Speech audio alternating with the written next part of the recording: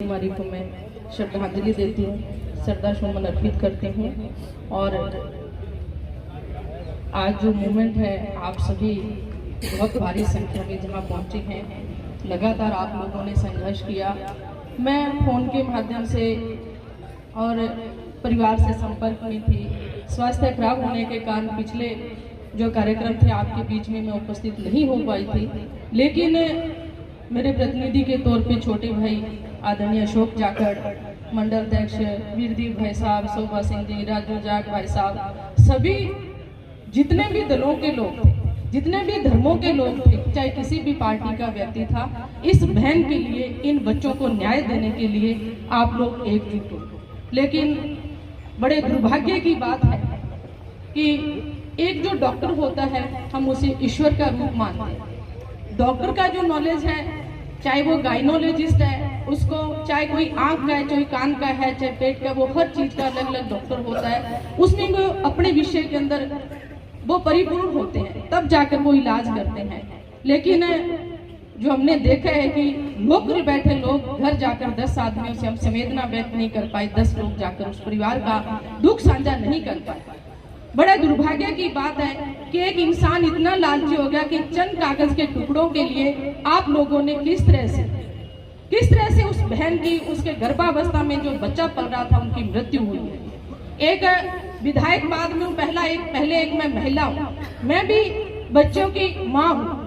एक महिला जब बच्चे को जन्म देती है तो उसका जीवन दूर होता है, लेकिन मृत्यु उसके पास नजदीक होती है। एक इंसान में से एक इंसान पैदा होता है, उसकी पीड़ा हम महिलाओं से ज्यादा कौन समझ सकता है।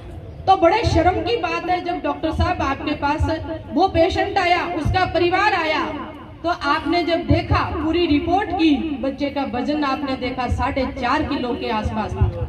डॉक्टर जो राय देता है वो काम हम करते हैं, डॉक्टर जो मेडिसिन लिखता है वो मेडिसिन हम लेते हैं, क्योंकि आपकी जो लाइन है उसका हर किसी व्यक्ति को नॉलेज नहीं है।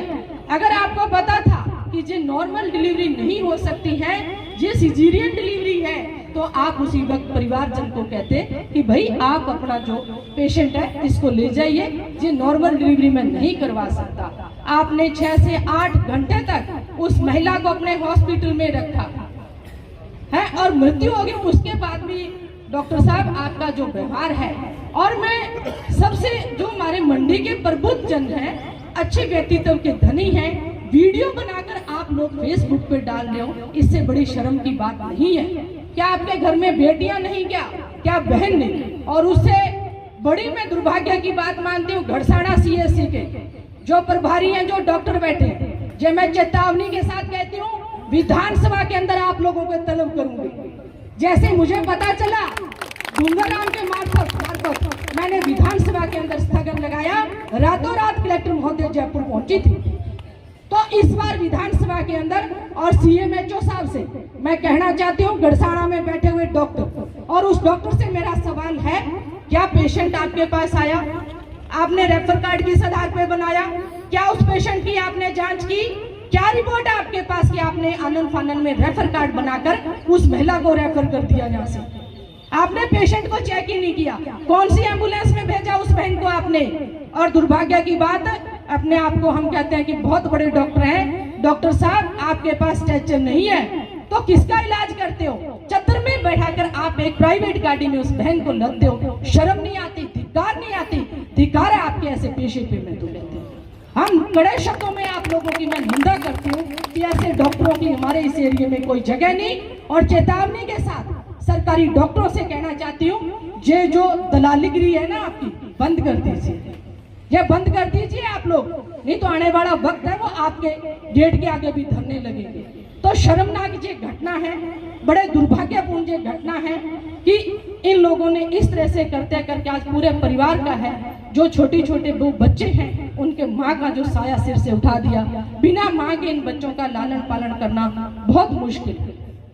तो वार्ता 3-4 हमारी वार्ता का जो दौर था आज काफी लंबा चला, काफी डिस्कशन हुआ इसमें। लेकिन मैं धन्यवाद देती हूँ आप लोगों को कि आप लोगों ने इतनी एकजुटता दिखाते हुए इस निर्णय पे हम लोग पहुंचे और इस बहन के न्याय के लिए हम जहाँ एकजुट रहे।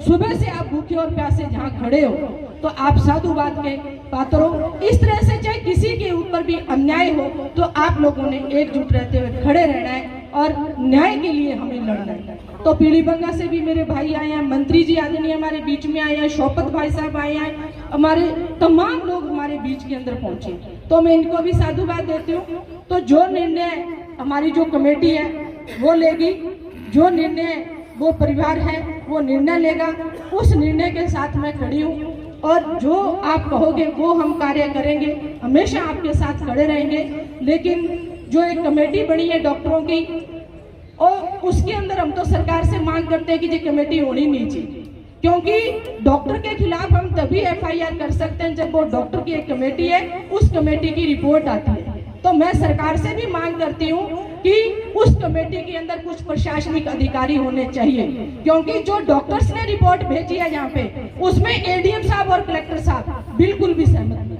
अगर जे लोग जांच कमेटी के अंदर हो तो निष्पक्ष जांच हो और इन लोगों के खिलाफ एफआईआर हो, जांच हो, इनको सजा मिलती। तो उसकी भी हम जब विधानसभा में मंत्री जी ने कहा कि एमएलए साहब आवाज उठाना, तो जो मेन बहुत सी बातें सामने आई है इनकी भी मैं विधानसभा के अंदर आवाज उठाऊंगी। तो मैं तो सभी को धन्यवाद देती हूँ कि आप लोग यहाँ पधारे, कमेटी का क्या निर्णय है और किस तरह की वार्ता अंदर बातचीत हुई है उसके बारे में हमें मंत्री जी विस्तार से बताएंगे। और जिन भाइयों ने गांव गांव ढाणी ढाणी जाके बीरदीप जी, बाबल जी, सभी का मैं, शोभा सिंह भाई साहब, सुनील भाई साहब, जिन मंडियों ने, जिन व्यापार मंडल ने समर्थन दिया है उनका भी मैं साधुवाद देती हूँ। आप लोग जहाँ पहुँचे इसके लिए मैं आपकी आभारी हूँ। जो ड्यूटी, जो काम आप मुझे बताएंगे, जो किसी भी कार्य के लिए परिवार के साथ हमेशा खड़ी हूँ, हमेशा खड़ी रहूंगी। इन्हीं शब्दों के साथ